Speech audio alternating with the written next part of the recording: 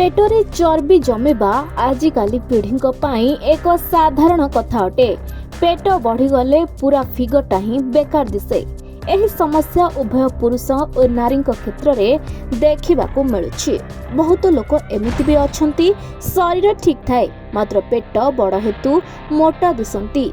एपरी समस्यार समाधान भी आम निकटरे रहिछि। केवल आपण मालिश कौशल शिखिगले घरे रही ही निज पेटर चर्बी खसाई पारिबे। तेबे चलंतु जानिबा राति रे पेट कमाइबा पई केउ धरणर मालिश करबाकू हेबो। प्रथम उपाय, प्रथमे ऊपर को मुह करी सोई रुहंतु। तापरे निजर दुई पापुली को घसी घसी गरम करंतु।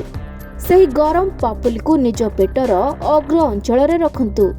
धीरे धीरे पेटरे हाथ को बुलाइबा आरंभ करंतु। बुलाई बुलाई चाप पकांतु। धीरे धीरे 50 थर किंबा 2 मिनिट धरी एपरी करंतु।